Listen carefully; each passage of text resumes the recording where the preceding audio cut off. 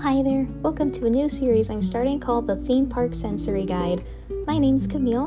I'm an annual pass holder to Walt Disney World and Universal Orlando both, and I happen to be autistic and I love theme parks. Today we're dining in space at Space 220. This is a table service restaurant that's located next to the Mission Space Ride over at Epcot. Since this is a table service restaurant, reservations are required, and for this place specifically, they're very hard to come by.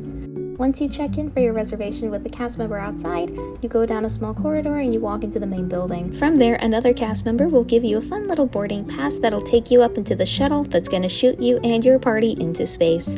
Now, to spoil the magic ever so slightly, it's not an actual shuttle, nor is it an actual elevator, but rather a small circular room that allows guests to look at the screens on the floor and ceiling to give it the illusion like you're actually going into space. To add to the effect, there are buzzers that are underneath the floor that vibrate during the experience, but you are in fact stationary and on the ground the entire time.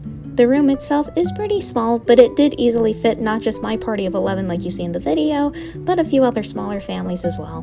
Once they let you out of the shuttle room, you're taken to another cast member who will guide you to your table.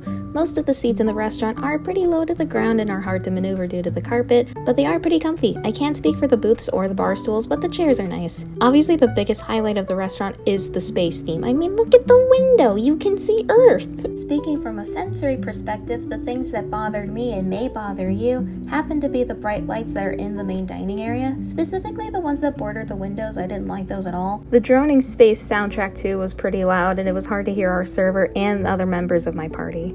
This is the menu for lunch. It's a prix-fixe menu where for the price of $55 an adult, you get an appetizer and an entree. For my appetizer, I went with a Caesar salad. Fun fact, this is the first time I ever tried a Caesar salad. It was alright, not my favorite salad in the world, but it was fine. I will briefly mention that you can get fries as an appetizer. That's what the youngest sister did. I got the Gemini burger for my entree, and while I don't typically like thicker patties, this wasn't bad. The servers for the most part can accommodate you if you want certain things on the side or removed entirely. Our server also brought my sister an adult-sized portion of the kids' mac and cheese, so they can do things like that too.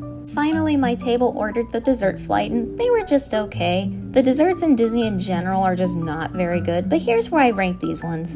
When you're finished with your meal, you leave the same way you came in. You gotta go back into the shuttle room so they can take you back down to Earth.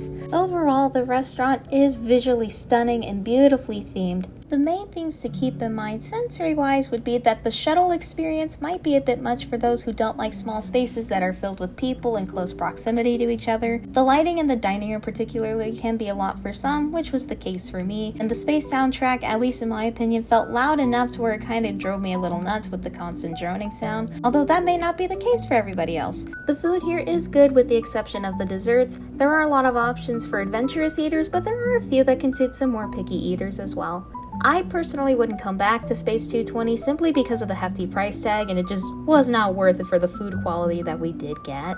And for me personally anyway, the issues that I have with the lighting and soundtrack played throughout the restaurant was enough to where I'm not willing to pay high dollar to eat just okay food and be overstimulated. If you made it this far, thank you for watching. I've been thinking about making videos like this for some time now, and I would like to know if you would like me to continue making them. It doesn't have to be just restaurants that I cover either. I've considered covering rides, shows, and different theme park events.